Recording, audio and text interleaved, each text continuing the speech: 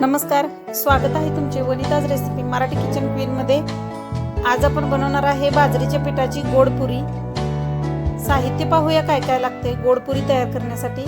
बाजरीचे पीठ 2 वाटी, गूळ 1 वाटी, पांढरे तीळ 2 चमचे, तूप 2 चमचे, गव्हाचे पीठ 4 चमचे, वेलची पूड 1 चमचा आणि बडीशेपची पूड 1 चमचा। गरजेनुसार तेल वापरायचं आहे। नंतर गूळ पाण्यामध्ये विरघळवून घ्यायचा आहे। सर्वप्रथम पाणी ओतायचं आहे आणि तो व्यवस्थित विरघळवून घेऊया। विरघळलेला गूळ आता गाळून घेऊया आपण गाळणीने, कारण त्यामध्ये घाण असण्याची शक्यता आहे। सर्वप्रथम आता बाजरीचे पीठ घेऊया आपण, कणिक मळून घेऊया पहिल्यांदा।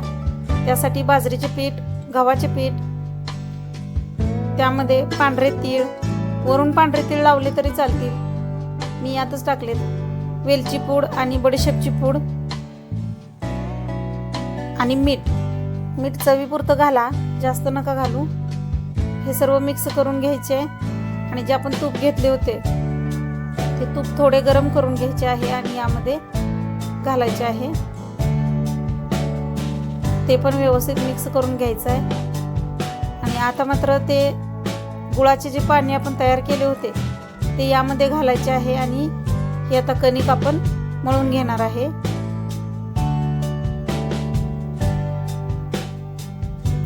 पातळ करायची नाही कणिक, थोडं थोडं पाणी घालतच कणिक मळायचे आहे। आता मळलेल्या कणकीचा एक गोळा तयार करून घ्यायचा आहे, छोटा, साधारण पुरीच्या आकाराचा, पुरी यावी एवढा, आणि तो त्याला पीठ लावायचं आहे आणि त्याच्या हातांनीच पुरी तयार करायची आहे। याला गोड पुरी किंवा हातावरील दामटी असंही म्हटलं जातं।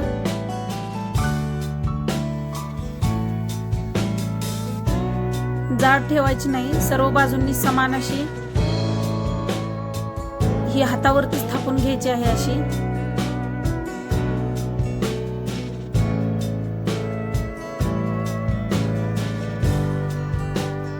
तयार झाली बघा। आता गरम तेलामध्ये पुऱ्या तळून घ्यायच्या आहेत।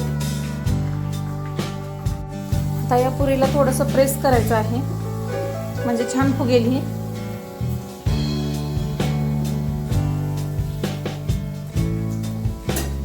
ही बघा पूर्णपणे फुगले, छान फुगलेले आहे बघा।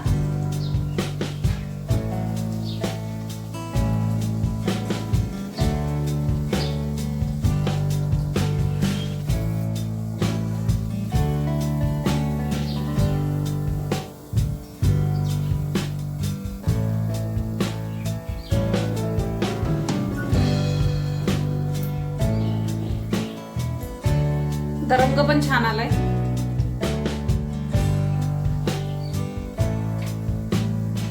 काढून घेते मी।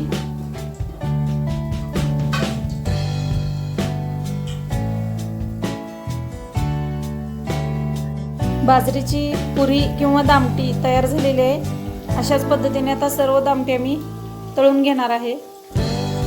अशाच नवनवीन डिश पाहण्यासाठी माझ्या चॅनलला लाईक, शेअर, सबस्क्राईब करा आणि बेल आयकॉनचे बटन दाबा। थँक्यू।